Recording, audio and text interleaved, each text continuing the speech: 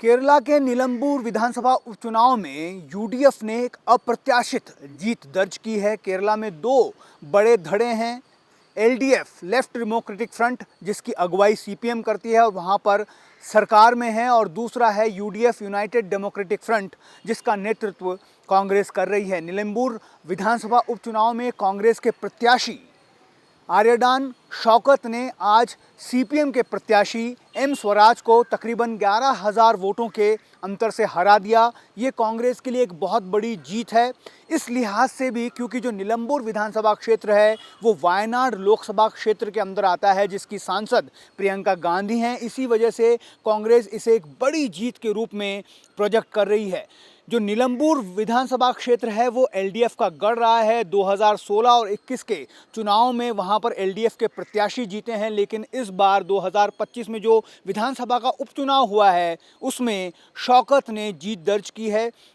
LDF के उम्मीदवार स्वराज को शौकत ने हरा दिया। ऐसा कहा जा रहा है कि जो स्वराज हैं वो एलडीएफ के सीनियर लीडर मुख्यमंत्री पिनराई विजयन के का पिक हैं। पिनराई विजयन ने उनको चूज़ किया था इस चुनाव में, इसीलिए एक प्रेस्टीज की लड़ाई पिनराई विजयन के लिए भी थी। लेकिन इस हार ने पिनराई विजयन को भी सियासी तौर पर कहीं ना कहीं कमज़ोर बनाया, ऐसा कहा जा सकता है, क्योंकि 2 बार से लगातार वो केरला के मुख्यमंत्री रहे हैं और इस बार पिनराई विजयन 3.0 की भी चर्चा वहाँ पर शुरू हुई है। ऐसे में इस विधानसभा चुनाव में उनकी पार्टी की हार, उनके कैंडिडेट की हार जो है वहाँ पर सियासी समीकरण को बदल सकती है।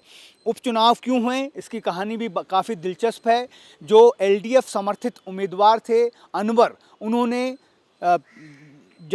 इसी साल जनवरी में इस्तीफ़ा दे दिया था। अलग पार्टी उन्होंने बना ली, उसके बाद अपनी पार्टी का टीएमसी जो ममता बनर्जी की पार्टी है उसमें विलय कर लिया और आम आदमी पार्टी के साथ मिलकर उन्होंने ये चुनाव जीता।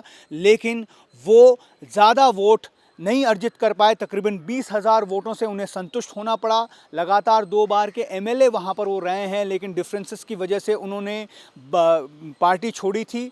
बागी एक तरह से तेवर उन्होंने दिखाए थे, लेकिन उसका फ़ायदा उन्हें नहीं मिला, बल्कि नुकसान एलडीएफ को हुआ और यूडीएफ ने बड़ी आसानी से 2016 के बाद ये उपचुनाव जीत लिया। कांग्रेस इसको इस तरह से प्रोजेक्ट कर रही है कि आने वाले विधानसभा चुनाव जो अगले साल राज्य में विधानसभा चुनाव होने हैं उसकी ये एक बानगी है, और इस बार जब 2026 में केरला में विधानसभा चुनाव होंगे तो वहाँ पर यूडीएफ की लहर चलने वाली है, क्योंकि एक बहुत बड़ी जीत इसे इस लिहाज से भी कहा जा सकता है, जैसा हमने बताया कि एलडीएफ का गढ़ है। और इस बार के जो चुनावी नतीजों का अगर हम देखें तो सीपीएम के जो भी वहाँ पर पॉकेट्स हैं वहाँ पर भी कांग्रेस के प्रत्याशी को सीपीएम के प्रत्याशी से ज़्यादा वोट मिले हैं। इसका मतलब एक जनता का मूड जो है उसे एक तरह से भांपा जा सकता है कि इस बार एलडीएफ को उतना सपोर्ट केरला में मिलता हुआ नहीं दिख रहा। अगर ये ट्रेंड कायम रहा तो अगले साल के चुनाव में पिनराई विजयन, सीपीएम और एलडीएफ के लिए